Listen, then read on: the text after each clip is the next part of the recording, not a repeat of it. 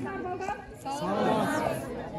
Балдар, биздин мектепте октябрь айында уюштурулган тил билсең, дил билесиң деген сынакка биздин окуучулар активдүү катышып, жыйынтыгы чыгарылган.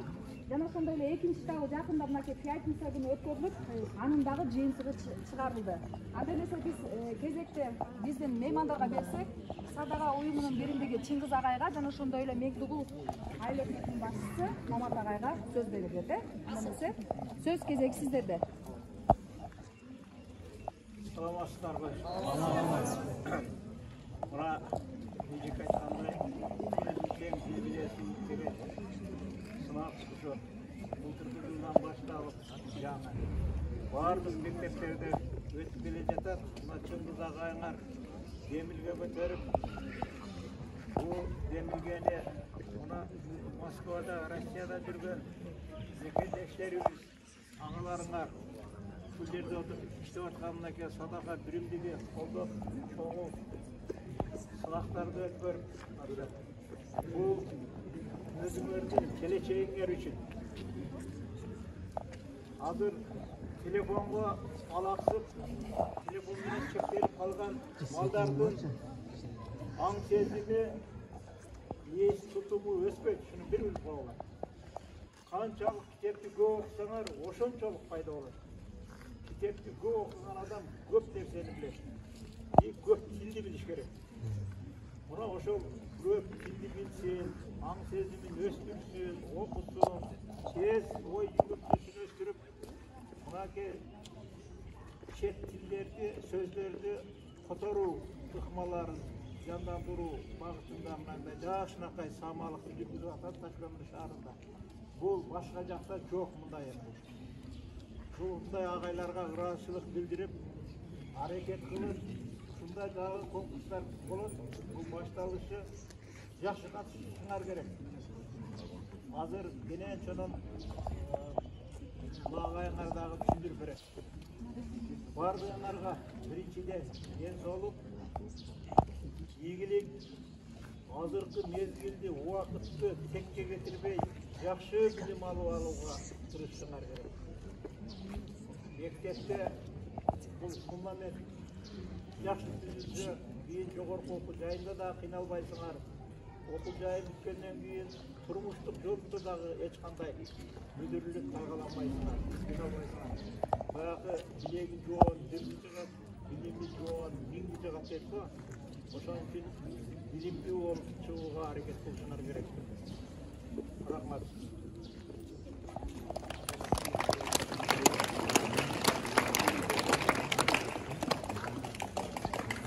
Assalamu alaikum. Окуучулар, кымбаттуу окуучулар, урматтуу эжекелер, баарыңыздарга рахмат ушул конкурстарга катышып берип аткандарга. Сиздерге да чоң рахмат, эжеке. Ушунун баардыгын жетектеп, жакшы уюштуруп берип атканыңыздарга сиздерге ыраазычылык билдиребиз.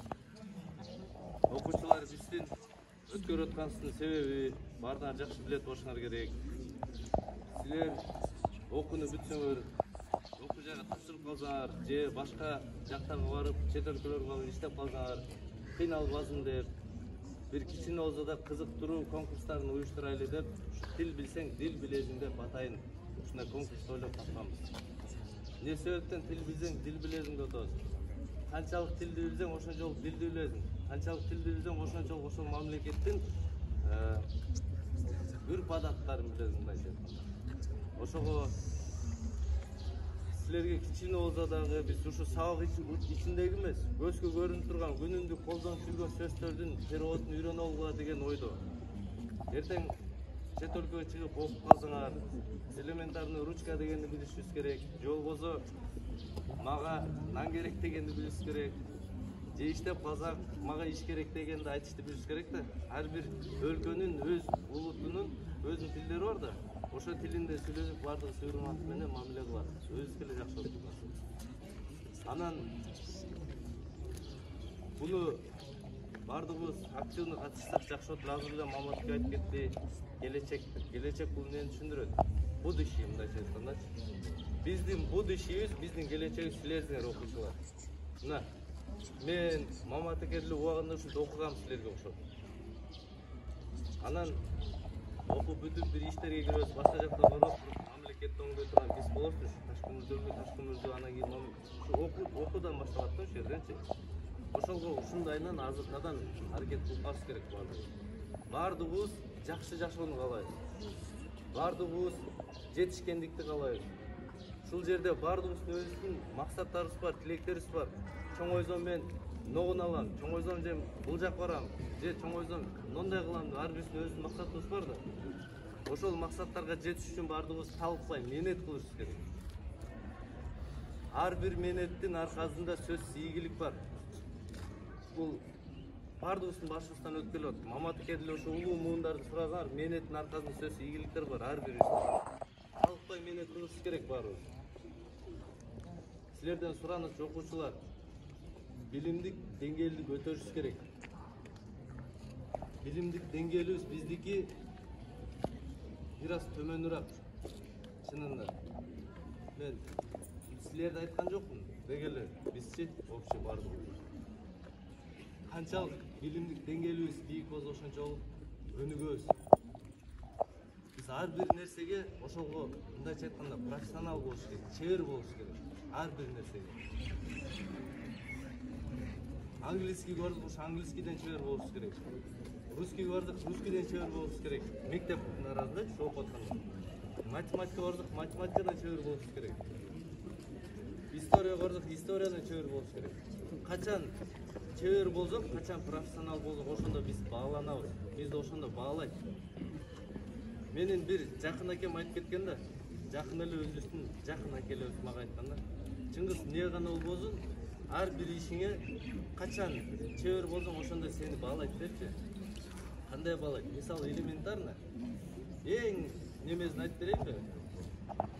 Жер шыпырганда, жер шыпыргандын өзүнчө чебер болуш керек. Менетчил болуш керек. Талкпай аракет кылыш керек. Неге? Ушул жерде шыпырыш үчүн менет кылып талкпай ушул жердин баардыгын таза кылып шыпырып чыкса, бааланат. Если ушул жерде чала кылып шыпырып коюп туруп, мындай чапыра чачты кылып туруп кетип калса, адам бааланбайт. Ал адам эртең ишке албайт. Ошо таза кылып шыпырып, таза могу жерди таптаза кылып менетин ошого берген адамды баалайт. Ошол адам менен иштешкиси келет. Бул эмне себептен айтып атам? Мен эң мындай силерге примерин айтып берип атам. Кийин Кудай кааласа силер окуу жайга тапшыргандан кийин иштерге иштейсиңер, башка жумуштарга киресиңер. Ошо жумушка киргенде ошо жумушыңарга ар бириң чебер болушуң керек. Ошондо силер бааланасыңар. Силерди ошондо баалайт. Менетиңер акталат ошондо. Ошол бааланыш үчүн талкпай менет кылыш керек. Буну мен эмне себептен силерге айтып атам? Азыр ушу 7-чи мектепте тил билсең, дил билесиң конкурс тилден болуп атат да, эң көп сөз перевод кылган 409 болуп тур. Аны билесиңер, 409 болду. Башка мектепте, кайсы мектепкен айтып эле коеюн, балдар катышкан, балдарга отдельно, кыздарга отдельно болгон. Балдардын переводу 919 болду. Балдардыкы, кыздардыкы алдыда турат өтөрдү. 742. Төмөн бекен, айырма үчүн билинип турат да. Менет кылыш керек, ошон үчүн айтып атам. Окушубуз керек, биздин талыкпай, чарчабай аракет кылып турушубуз керек. Биздин азыр силердин бул жерде турганыңардычы баарыңардын жумушуңар окумай, окуш керек. Биздин жумушубуз башка, силердики башка. Силердики келип ушул жерден билим алыш керек, үйрөнүш керек, билбегениңерди сурашыңар керек.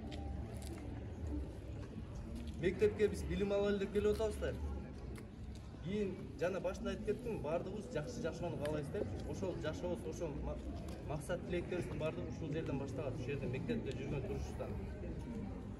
Түшүнүп атасыңарбы окуучулар? Ушул жерде жүрүш туруштан зависит этет. Менетти ушу эжекелердин, ата-энелерибиздин менети бар силергечи. Силерге талкпай менет кылат, ошол менетти да актай билишиңиз керек болуп атат. Баардык ата-эне, баардыгыбыздын Кудай кааласа айткандай ата-энебиз бар, акелерибиз бар, эжелерибиз бар. Ошолор силерге чыган мыкты, чебер инсандардан болушуңарды каалайт баардыгы. Эч ким ата-эне өзүн бааласын, мындайча айтканда слабый болушун каалабайт. Мыкты болушун каалайт. Ар бир ишти кылып атканда, ар бир нерселерди ой жүгүртүп атканда сөзсүз ой жүгүртүп тургула.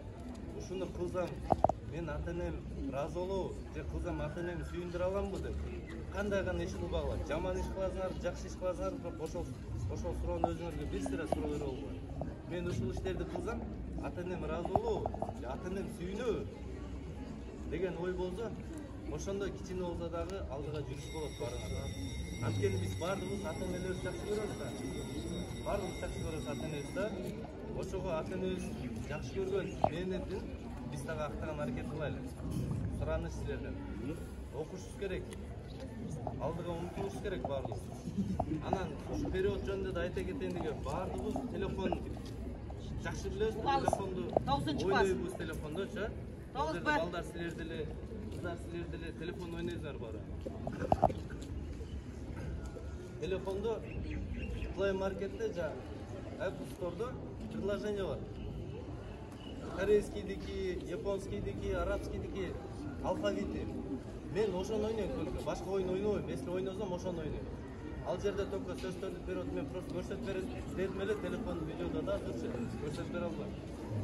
Бир өзүңөргө пайда келип отурган оюндарды ойногула. Жөн эле убакыт өткөрбөгүлө. Ошолорду скачать этип алсаңар, баардыгыбыз телефон кылабыз да, ойнойбуз, башка кылабыз. Ошондо сөз ошол оюндарды ойногула. Но корейскийдики бар, русский перевод, анан кийин корейский сөз бар. Ошол экөөнү бириктирсең, ошо русский табыкты бириктирсең, экөө чыга берет да. Ушундай оюндар бар, ошолорду ойнотуп эле жаттап аласың сөздөрдүчү. Арабскийдики бар, турецкийдики бар. Ушундай жакшы бир полезный оюндарды ойногон аракет кылайлы окуучулар. Сураныч силерден. Менен кылайлы. Биздики калбый болот. Азыр эч кызы эмен берели, алдан сырткары айта кетип отурган окуучулар мындай. Азыр ушул жерде 3 орун бар да, жеңүүчүлөр. Жеңүүчүлөр Кудай кааласа жалаң башка мектептин жеңүүчүлөрү бар. Ушу жеңүүчүлөр менен биз жерде конкурс өткөрөбүз. Ошого ушу жеңүүчүлөр силерге кайрылып кетет элек. Жеңүүчүлөр жакында 3-этап болот, ошого жакшылап даярдангыла. Эми эле эскерте кеттик, бул жерде эң сөздү көп перевод кылган 409 экен.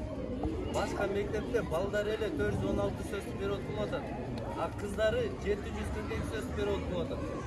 И дополнительно алдан сырткары турецкий, арабский да кошулган да словарь. Ошону бардыгы которушту. Бардыгы башка мектептерде анча бар да, жарым-жартылай билбейм. Бардыгы которушту. А 3-чү турунда ошол турецкий, арабский, анан корейский, японский да кирет. Ошонун алфавит дегенде көбү перевод түшүнүп атат. Алфавит деген айтылышын жазабыз, произношение дейт. Менен кылайлы, бардыгыбыз катышкан аракет кылайлы. Бул жерде азыр акчалай сүйлөп берип атабыз окуучулар. Ушул жерде бардыгыбыздын туугандарыбыз чет өлкөдө менеджер иштешет да. Ошолордун салымы бербечи. Ошолордун салымын биз акташыбыз керек. Менен кылайлы. Ошолордун салымын текке кетирбейли. Жигиттер силерден сураныч балдар. Окуганды жакшылап аракет кылгыла. Рахмат силерге. Анда эмесе балдар, жыйынтыктоо боюнча эң алдыңкы ошол 409 болуп атат. Башка мектептерде алды болуп атат, балдар катышып атат деп эске алыш керек балдар. Берде туруп айтан бери айтып аткан сөздү угуш керек. Анда эмесе мактоо баракчасы менен дил билсең, дил билесиң сынагында 3-чү орунду ээлегендиги үчүн номер 7 Кожобек Күзөнбаев атындагы жалпы билим берүү орто мектебинин 11 А классынын окуучусу Назырбекова Айсулу.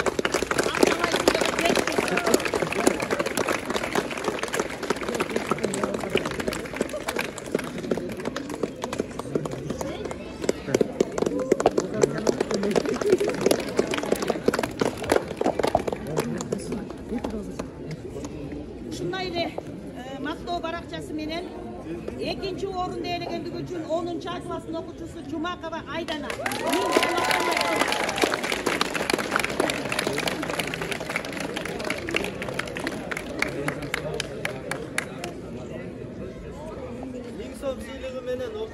Ал эми ушундай эле мактоо баракча менен 1-чи орунду ээлегендиги үчүн 9 А классынын окуучусу Мадалбекова Айбике.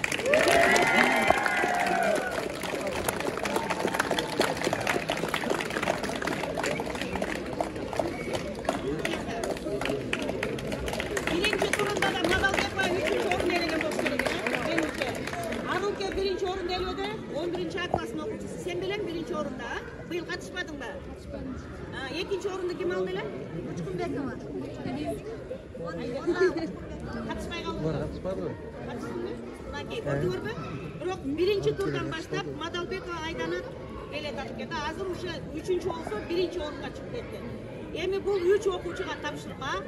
Кийинки 3-чү турда мектептер аралык сынакка катышат.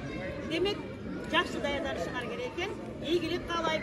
Анан ушул тил билсең, дил билесиң деген сынакты балдардын күнүмдүк жашоосунда колдоно турган жакшы бир идеяны көтөрүп, патриоттук сезим менен шаардын ичиндеги уюштурган Чыңгыз агайга чоң ыраазычылык билдиребиз. Бүгүн убактыңыздарды бөлүп келип тапшырып коелу деп агай Мамат агай сизге дагы чоң рахмат. Ийгилик боло берсин Таш-Көмүр шаарында. Мына ушундай балдарыбыз көбөйө берсин. Силерден дагы биз келечекте ушундай балдарды күтөбүз. Кыргызга салым